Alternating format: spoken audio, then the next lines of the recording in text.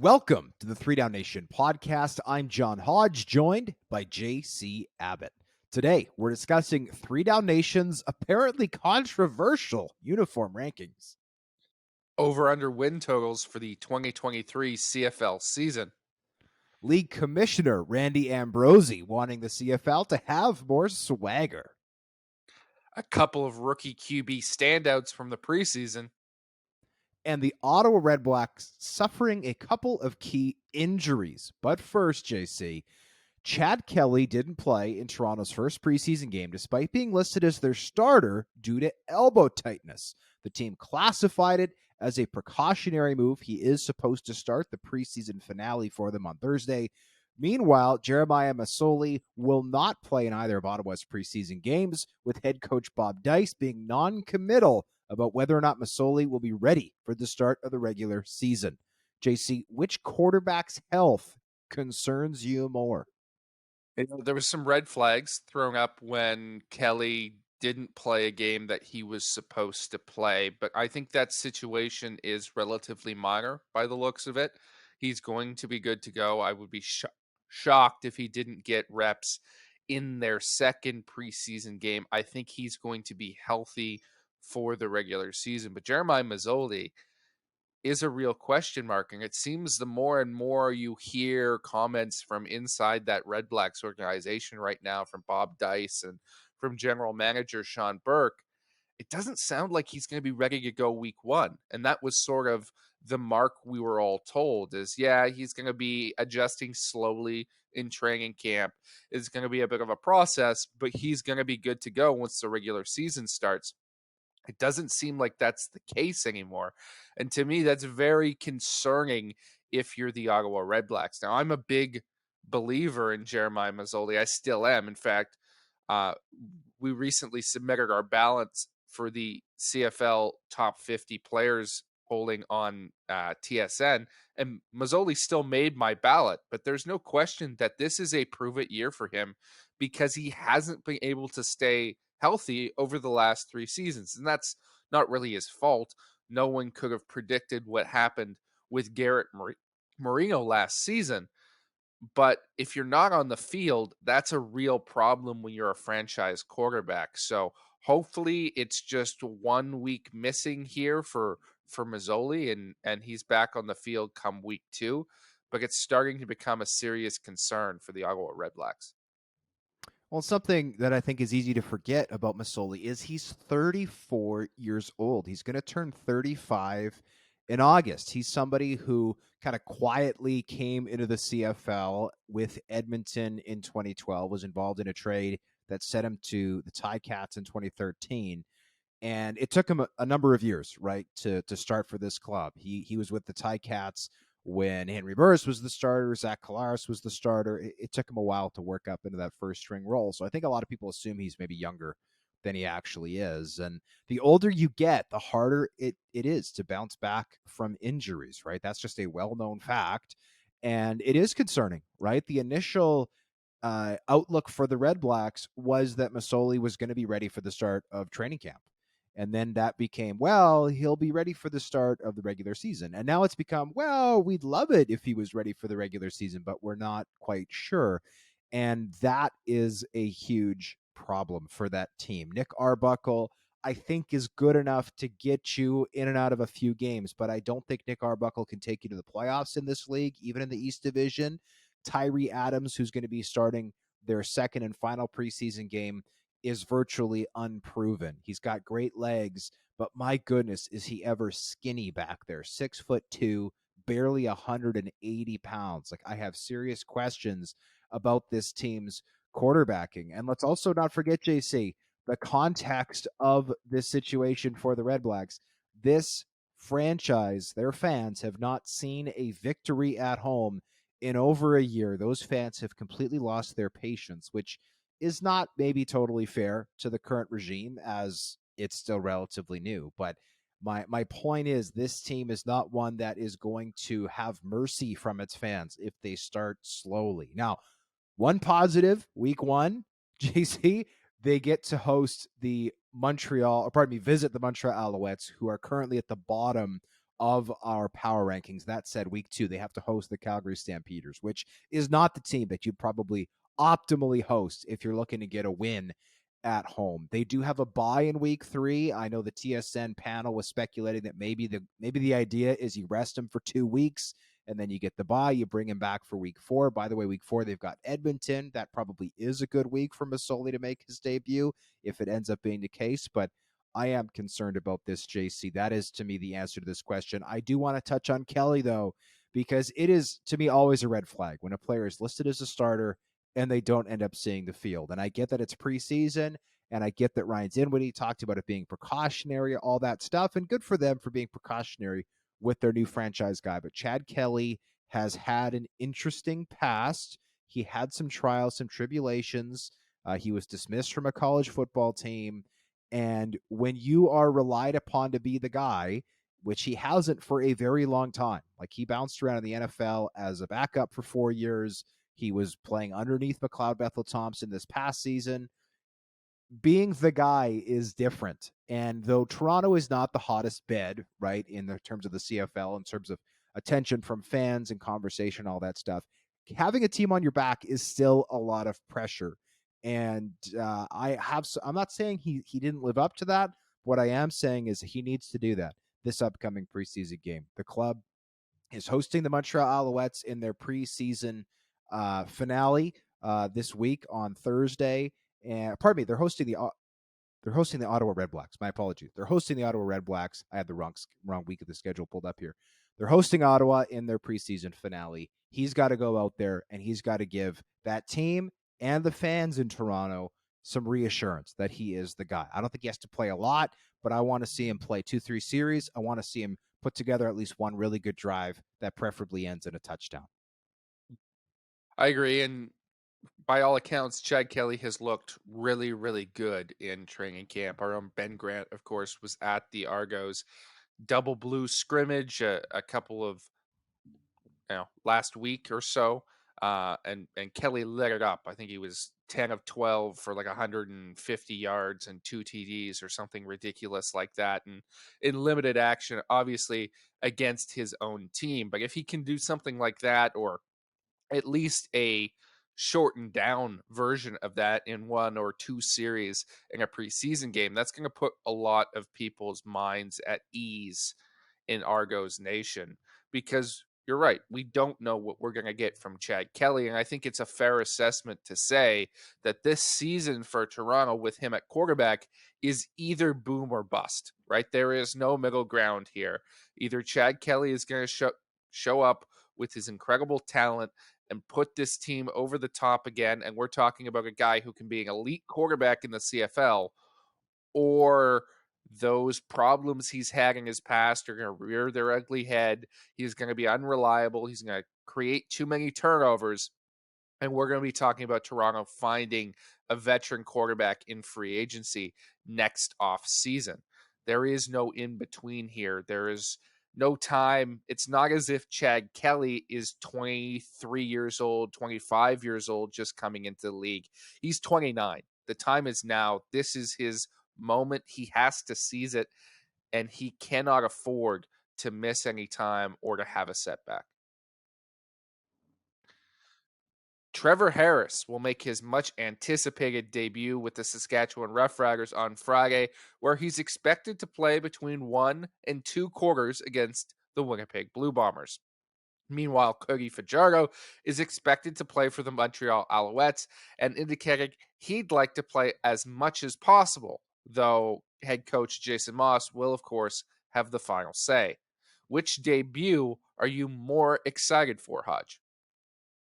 I'm more excited for Cody Fajardo's debut, and I will be there in person for Trevor Harris's debut. So maybe that's a weird answer, but I think at this point of his CFL career, we all know what Trevor Harris is, right? He's been in this league for a decade. He's been a starter for well over half that time. He's going to go out there. He's going to get the ball out quickly. He's going to make good decisions. He's not going to take a lot of risks, and I think he's going to run Kelly Jeffrey's offense, you know, efficiently. I think that's going to be what he does, and I think that's going to be what he does for most of the season. I think Cody Fajardo is much more boom or bust, right? You talked about Chad Kelly being kind of all or nothing We have the Alouettes as our lowest ranked team in the power rankings. The Montreal Alouettes also are among the teams with the lowest over under win total that we're going to be talking about a bit later in the show. And he's a player who was the West Division's most outstanding player for a reason in 2019. He is somebody who has been sensational and electrifying in this league. Now, I don't think he has the greatest receiving core around him in Montreal. I think Greg Ellingson has a bit of a chip on his shoulder after the Bombers didn't bring him back following last season. Ellingson, I think, only played 8 games last year, but man, when he was at his best, he was still a dominant player in this league. So I am most excited for what Cody Fajardo can do in La Belle Provence. He talked about being in the best health, feeling the best he has in 3 years. When he spoke to the media, he talked about having some explosiveness back that he felt he maybe didn't have last season when his knee was hurt. And he's already talked about trying to silence his haters who maybe were speaking out against him during his time with the Riders. So I'm looking forward to Cody Fajardo's debut. It's likely he's not going to play all that much. My speculation is that he'll play maybe a quarter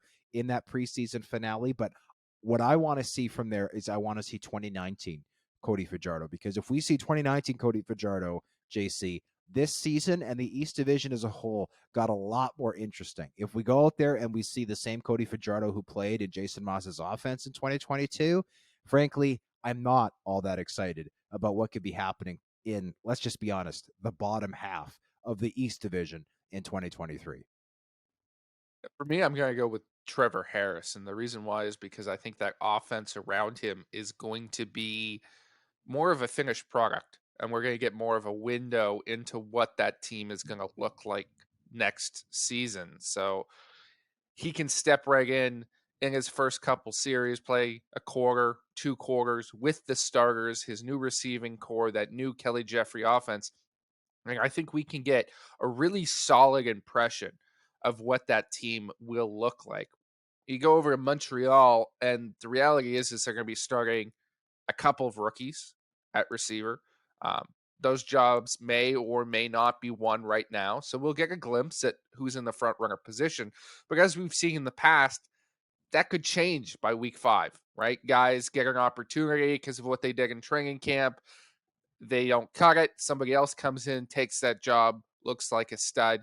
We may be several weeks into the season before we really find out what this Montreal Alouettes offense is going to be, because they were so rated for receiver talent and because they've suffered injuries to the likes of guys like Reggie White Jr. So there are some big question marks there. For some people, that's going to be a reason why you should watch that game and watch the Alouettes offense. But if we're talking strictly about quarterbacks, I think the performance by Harris is going to be more indicative of what he looks like in the season than Fajardo's is working with some new personnel.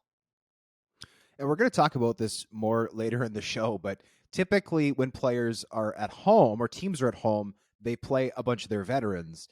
And the opposite is true when they go on the road. They play their rookies. Interestingly, I think Winnipeg is going to be fielding a very young roster when the Riders come to town. So Trevor Harris might be at a bit of an advantage there because he will be playing, despite being on the road, playing a very young Blue Bombers defense. But you do make a good point about the weapons, JC. Right now, if I were to rank the CFL's groups of receivers, I would probably have Montreal and Saskatchewan at the bottom.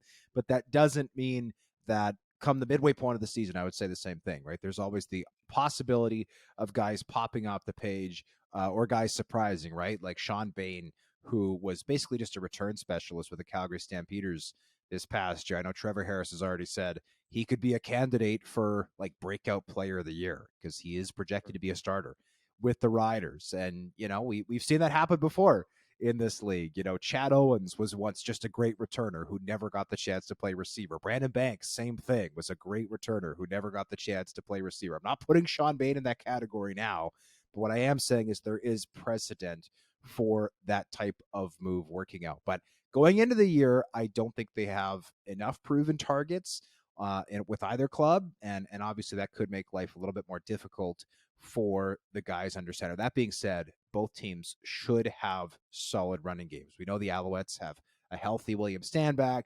They've got Walter Fletcher, who I think is underrated, and then Jeshua Antwi is a Canadian who can kind of rotate in. The Riders, of course, Jamal Moore and Frankie Hickson is a very nice 1-2 punch. We'll have to wait and see what those offenses look like. Are they actually going to run the ball? I've asked that question several times of Jason Moss of the Alouettes. Are you going to run the ball? And I'm looking forward to learning the answer as soon as things get underway. I do think the one last thing that needs to be said is we're coming off a season where a rookie receiver led the league in touchdowns and yardage in Dalton Schoen.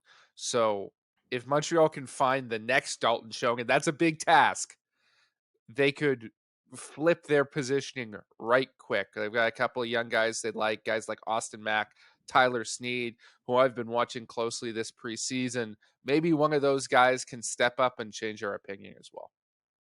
And that is a great point, right? And that does happen every year. There's at least one receiver somewhere across the league who becomes a household name. You're absolutely right. It was Dalton Schoen in 2022.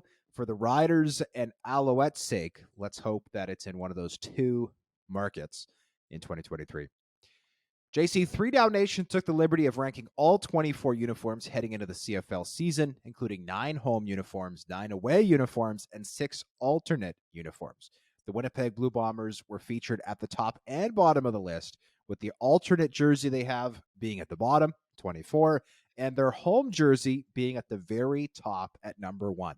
Do you think our rankings, which, again, I say controversial because they drew up quite a stir on social media, what do you think we got right? Yeah, I think we got most of it right, actually. Looking at the list, I was a little bit iffy going into the process because we have a lot of contributors, Hodge, and they have strong opinions about a lot of different things. I wasn't sure it was really going to line up with my assessment, but I don't think there's any egregious misses here, things that I definitely disagree with. Personally, the Hamilton Tiger Cats alternate uniform I thought deserved to be lower than 12. I don't like their gray look. I don't like gray on uniforms, period. I think it's an awful color to wear as a football team. So I'm lower on that uniform than maybe the consensus. And then I also thought the BC Lions gunmetal black is a top 3 uniform in the league, but it finishes at the 5th spot. So you can't complain too much about that. For the rest of it, I thought it was basically spot on. The uniforms at the top, Winnipeg, Saskatchewan's alternate, Calgary's home uniform, those ones are exceptional uniforms. I thought the Montreal Alouettes home jerseys was something I thought I was going to be higher on than everyone else, but it turns out they're in the number 6 slot and everyone else likes them as much as I do. So there were some surprises in that way, but generally I saw eye to eye with the rest of our writers.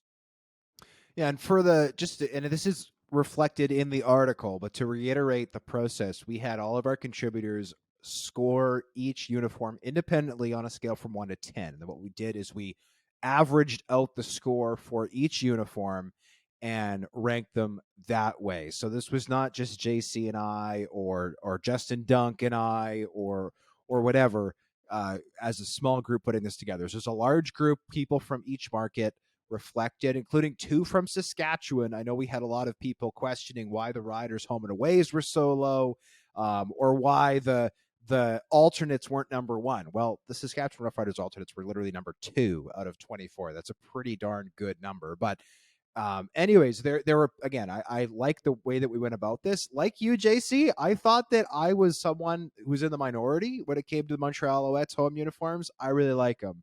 I don't think they're an absolute grand slam, but I think they're a solid triple. And I turns out I'm not in the minority at all. They ranked number 6, which is good. I'm also somebody who was not as high on the Toronto Argonauts' new uniforms as I thought, and lo and behold, yes, other people do seem to agree with me. I will also say sometimes when a jersey gets on the field, it looks a little different than in the promo shots. I thought that the Toronto Argonauts, having actually seen them now, like seeing the pictures, I didn't get to watch the live stream, unfortunately, of their first preseason against the Ticats because it went up against the Bombers game that I was actually writing off of. So I've just seen the highlights and I've just seen the pictures. But having seen them now, I think the Toronto Argonauts uniforms are worse in my book than they were originally. Once you get to see them in person out on the field, that like screamingly loud Cambridge blue monochromatic look, I think is frankly it's pretty bad. And so for them to score a 5.8 out of 10, I thought was deserved. One uniform I thought was too low was the Ottawa Red Blacks away uniforms. They scored a 6.1, 18th overall. I like those quite a bit. I like the plaid. I like how fresh and clean the red and the white uniforms look. Yes, it needs more black, given that the team's name is not the red whites or the black whites. It's the red blacks. But I think it's a good uniform. And one uniform that has grown on me, this is the opposite of what's happened with the Argos jersey, that fog gray uniform that the BC Lions have. Once I saw it on the field, and I did get to watch most of that stream, the Lions at Riders preseason game, I thought, okay, I don't think these are an upgrade necessarily over the Lions' old uniforms, but I think they are sharper than the 6.2 than they got on the whole. But obviously, I'm in the minority there, scoring them a little bit higher. So I like our rankings overall. And one thing I will remind people about is one thing to get hung up on, like, oh, this jersey ranked like 19th out of 24. But something to keep in mind is every jersey from 19 to 11 scored somewhere in the sixes, between a 6.1 and a 6.9. And every uniform from 10 to 4 ranked in the sevens, between a 7.0 and a 7.9. So we're really splitting hairs here with some of these jerseys. And that's why we incorporated the scores. Something that really stood out to me, for instance, was the Calgary Stampeders home uniforms at third had an 8.0. Saskatchewan was an 8.8 at number 2. So a big jump, almost a full point from the third spot to the second spot. And then the Bombers home jerseys at number 1 had a 9.2, which again is almost a half point jump from the second spot. So, it's easy to get hung up on, 17th versus 15th, but at a certain point, you're really splitting hairs. To me, the you could almost look at the scores as like a tier list. Like everything below a 6 out of 10 is like the bottom tier. Anything above, say, an 8.5 is like top tier, and then you've got a few mid tiers in there. But thank you for everybody who read it. It's been very it's been a very popular article of ours. I won't say everyone's liked it, but that's okay. That's why we produce content, is for people to say, yeah, I like this, or no, you guys got it wrong, and here's why. And for something like obviously hard reporting, we can't be offering opinion and getting things wrong. But this is obviously not hard reporting. This is offering opinion about uniforms. So this is a good opportunity to have some fun. So we thank you for joining us in that fun. DraftKings has set projected win totals for all 9 CFL teams for the 2023 season, with bettors able to bet the over and under. What do you think is the best buy right now, Hodge? Well, we got lots of really good feedback on our betting segment last week. If you want to place any bets on the CFL, please visit 3downnation.com and check out our odds tab. We've got all kinds of options for CFL betting for the 2023 season. That's a great way to support the site if you would like to do so.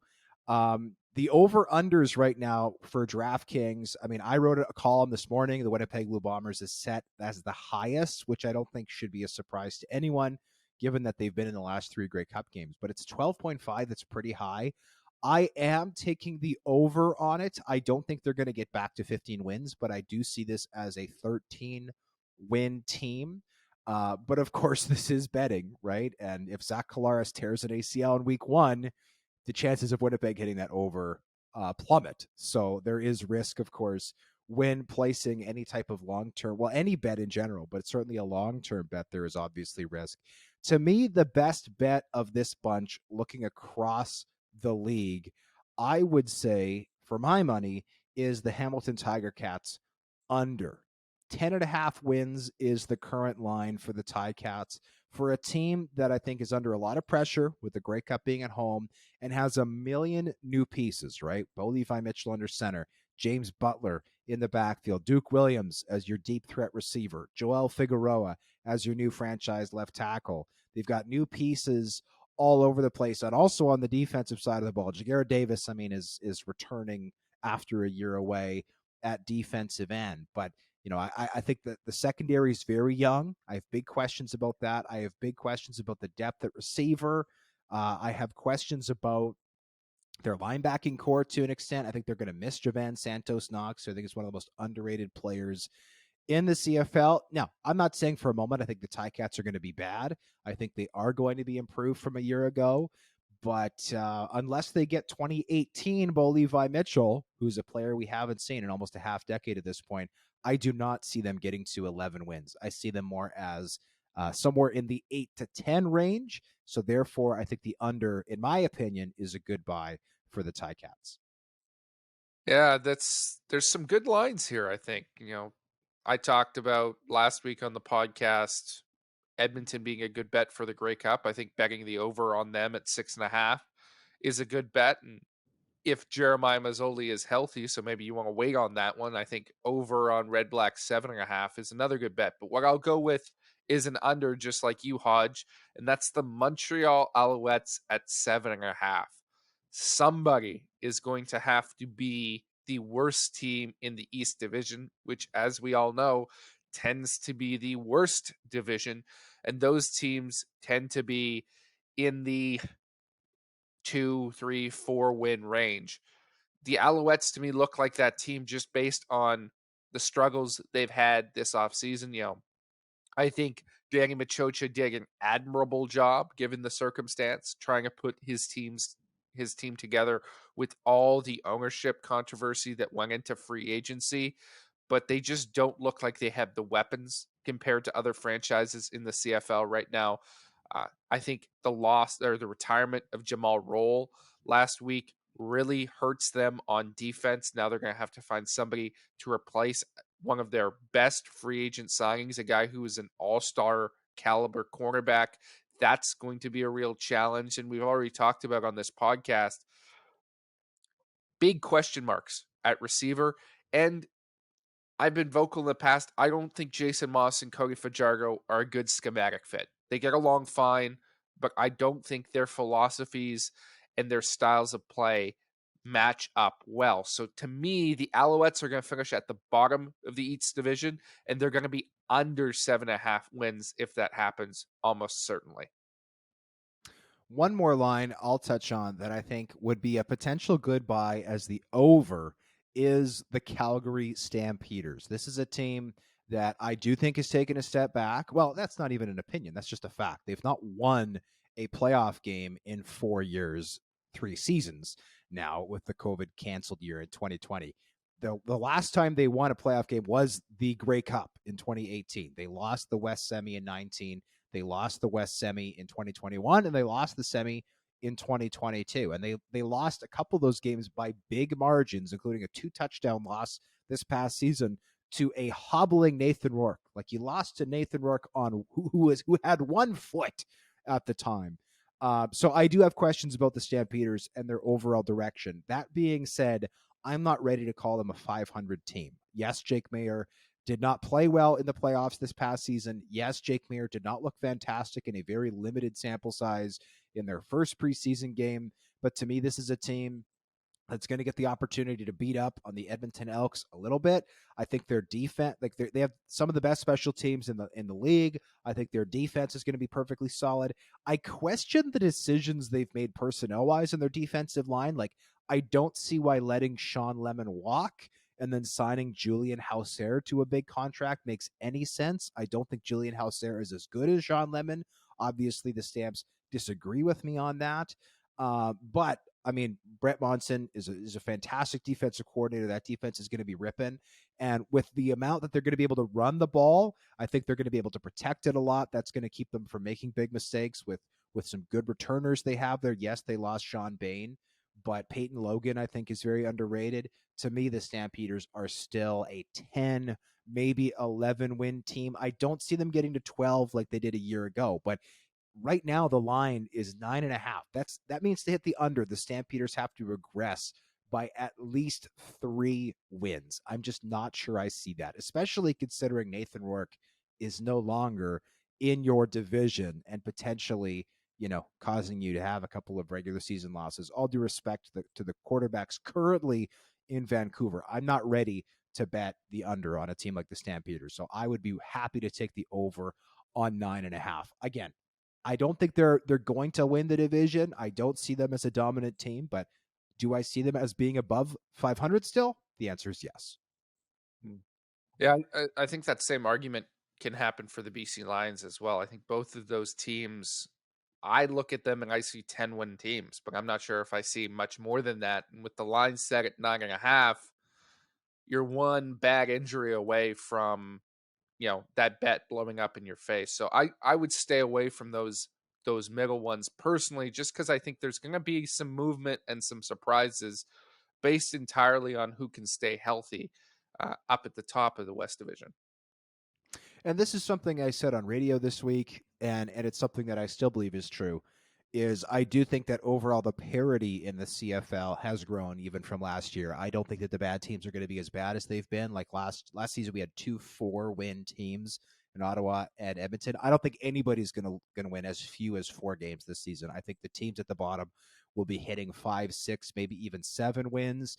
And the teams who are at the top, I don't think Winnipeg is going to win 15 games again. I've already said that. I have them as a 13-win team, and I don't see anybody else in this league reaching as many as 12 wins. I think that we are going to see more parity, and frankly, that is a good thing for the CFL. I don't think it's a positive thing for your league when you have people tuning into games that are blowouts or games where it's almost predetermined who's going to win, as has been the case at some times over the last couple of years. I think that this is a situation where you're going to have more close games.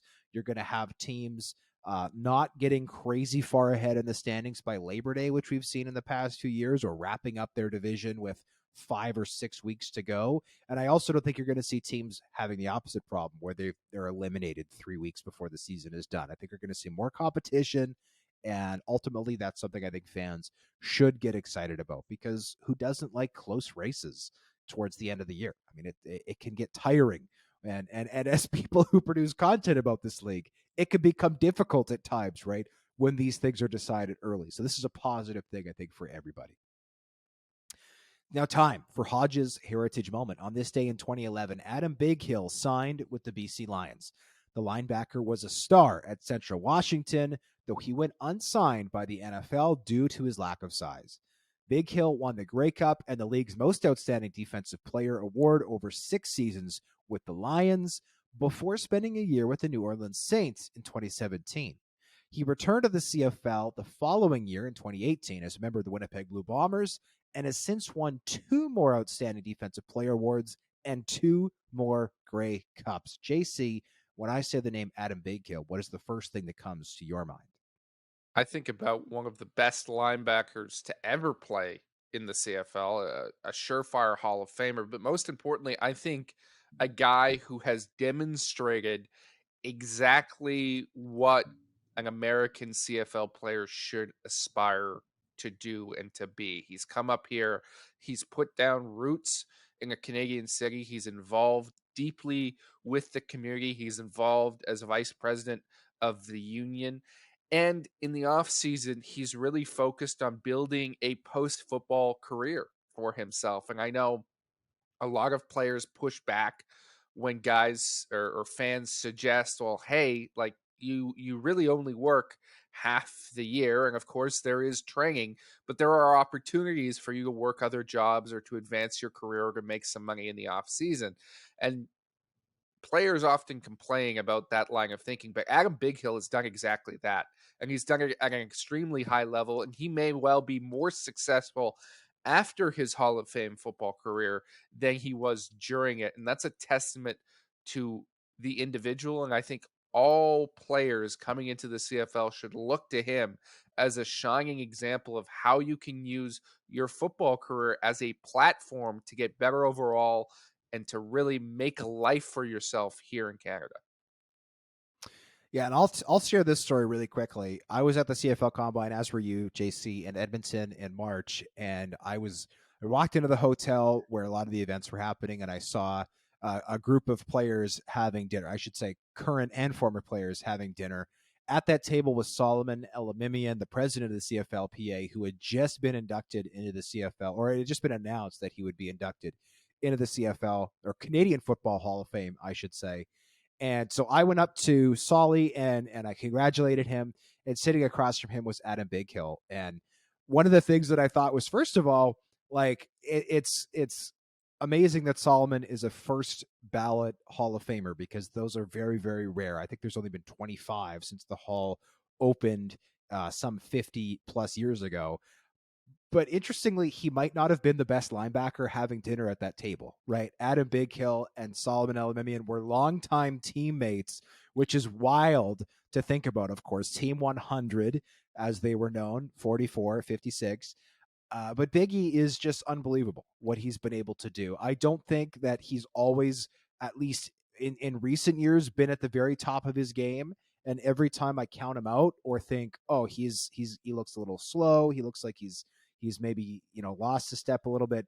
He immediately makes me eat my words and goes out and wins another Defensive Player of the Year award. So, congratulations to Adam Big Hill on an amazing career.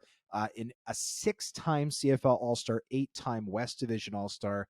And honestly, JC, he's probably going to get another All-Star nod in 2023. He's still going strong well over a decade later. So what a privilege to be able to cover his career in the league, in BC, and of course in Winnipeg. It's now time for the 3-minute drill. JC, the NFL has approved an emergency third quarterback bylaw. Do you think that could benefit Nathan Rourke with the Jacksonville Jaguars? Quick math here. How many QBs do Jacksonville have on the roster? Oh, only 3. So of course it benefits Nathan Rourke. It basically guarantees him a job for next season. CFL Commissioner Randy Ambrosie told 900 CHML that the league needs, quote, more swagger, close quote, in its marketing. Do you agree? I do agree, and I love Randy Ambrosie's unironic use of the word swagger, a word that I don't think anybody has used unironically since about 2016. But yes, obviously the CFL needs more swagger in its marketing. Maybe they're going to bring back the All Our Balls Are Bigger campaign from the 1990s. We'll see. Tim Baines has reported that the Ottawa Redblacks have lost defensive back Money Hunter to a torn pectoral muscle and receiver Shaq Evans to a broken finger. Are those big losses? I think the loss of Money Hunter is pretty devastating. He's a very underrated defensive back. I think one of the best corners in the league when he's healthy. And it sounds like this is going to be months of recovery, potentially the whole season here. That's a devastating injury for Ottawa. Shaq Evans, hopefully this ends up being a short-term injury. It's 4 to 8 weeks for a recovery from a broken finger. If he can make it 4 or 5 weeks, I think the Red Blacks will be okay in that receiving core, given some of the young talent they have coming up the pipeline. The Winnipeg Blue Bombers are expected to field a young team in their upcoming preseason game at home after playing most of their veterans on the road. Does that make sense? Well, Mike O'Shea talked about this, and he said essentially on CJOB that because the team's home opener on June 9th is Friday and their last preseason game on June 2nd is the preceding Friday, it didn't make sense to have the veterans play at home and then again just 7 days later. So it did make sense. I think it's just backwards, right? Typically, again, we see home teams field their veterans and they rest them on the road. The Bombers have done the opposite, but it's to give their veterans more time to rest because it is kind of strange to have a preseason game and then a regular season game literally the like 1 week after. That is a pretty short turnaround. The BC Lions have hired Mike Benavides as a special teams consultant after Don Janowski, the club's special teams coordinator, left the team due to an unexpected family matter. Is that a good hire for the Lions? I think it's a very good hire. I have a lot of respect for Mike Benavides, both as a person and as a coach. Hopefully everything is all right for Coach Janowski on the home front and that all clears up. But I have been critical of him over the last little bit in terms of his special teams scheme. I think the Lions could actually benefit from having Benavides in-house taking over that unit and see them improve in 2023. The Toronto Argonauts have named Daryl Mookie Mitchell and Damon Allen as all-time Argos as part of their 150th anniversary celebration. Is that deserved, Hodge? Absolutely. Damon Allen did not play for the Argos for a lot of his career. I remember him primarily as a member of the BC Lions, though, depending on how old you are, right? People older than me would think of him probably as a member of the Edmonton football team. People younger than me probably think of him as a member of the Toronto Argonauts, but you couldn't have two more deserving players. I mean, Daryl Mookie Mitchell was first he was a number one receiver in that offense, but you wouldn't find many guys who had as much volume, right? We sometimes talk about volume receivers as guys who make a ton of catches. Well, when he was at his peak in Toronto, he was getting the ball literally every drive. I think he holds the CFL record still for catches in a season, and it's unbelievable. 180 or something ridiculous like Yeah, that. something preposterous. I mean, Daryl Mookie Mitchell was Toronto's offense for a few years there, so well deserved, absolutely.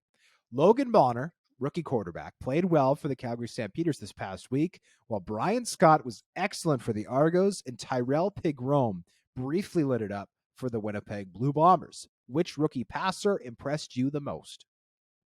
Well, we haven't seen Logan Bonner get a ton of reps yet. The work he had that nice quarter in the first preseason game, and then played well in the inter squad scrimmage, which our own Ryan Ballantyne was good enough to attend and report on. I'm excited to see him in this next preseason game and see more of him and what he can do. So he's the one I'm most excited for. As for who impressed me the most this past week, it was Pegrom. He's dynamic with his feet, and I think there might be a spot for him on the back end of that Bombers roster just because of how athletic he is and how fast he is. Martez Ivy has reported to training camp with the Edmonton Elks after opening it on the suspended list. Is that a big ad for the club? Yes, I think Ivy is the best American offensive lineman on the Elks roster. I think he was penciled into that left tackle spot, and now he's going to be in a position to grab it. And the question for me is, do they then put Andrew Garnett at right tackle, or do they leave Josiah St. John there? Because Josiah St. John, first overall pick of the 2016 CFL draft out of Oklahoma, I think was supposed to be a ratio-breaking tackle. Wouldn't it be something if 7 years later he became that for Chris Jones? And I don't mean that disrespectfully. I mean that earnestly. That would be a fantastic coup for the Elks if they can get a Canadian right tackle playing well for not a ton of money, because they didn't have to spend a lot of money to get him from Saskatchewan. Ryan Ballantyne, our reporter out of Calgary, wrote an article for 3 Down this week comparing CFL head coaches to characters from HBO television series Succession. Have you ever watched that show? Yeah. I watched the first episode, and I'm embarrassed to admit I didn't really get into it and then got distracted by other things. So I have not seen the show that everyone is talking about. I have, however, watched Ted Lasso and watched the finale last night. So I was distracted by another big TV show coming to an end this week. By all accounts, Ryan did a good job with this article. It got a lot of engagement. So, to those of you who enjoyed Succession and are sad that it ended, maybe go back on the site, read this article, and relive some of those characters through CFL head coaches. The Montreal Alouettes have signed defensive end Avery Ellis, who was with the club last season before being traded to the Edmonton Elks. Is that a good move? I do think it's a good move, but something that I think is wild is this is now the second time in 2 years that the Alouettes have traded an American defensive end. Last season, they traded Antonio Simmons to Edmonton and then signed him back after the Elks cut him. It's crazy that it happened twice. This is almost verging on Sean Lemon territory, where he got traded from Toronto to BC multiple times. Like this is wild. So that was my main takeaway: is wow, this has happened again. But we'll wait and see. Avery Ellis, I don't think has ever been a complete star coming off the edge for the Owlets, but he's been a very consistent contributor and role player there. So the more you can do to up your pass rush, the better, especially with Nick Usher being nicked up a little bit in training camp for them. On that note, we thank you as always for listening to the 3 Down Nation podcast. We will join you next Wednesday for another episode, which JC will be our last one before the regular season officially gets underway. I know everyone's excited for that. No more preseason talk. We'll be talking about the real games that count. So join us for that. We'll see you next time.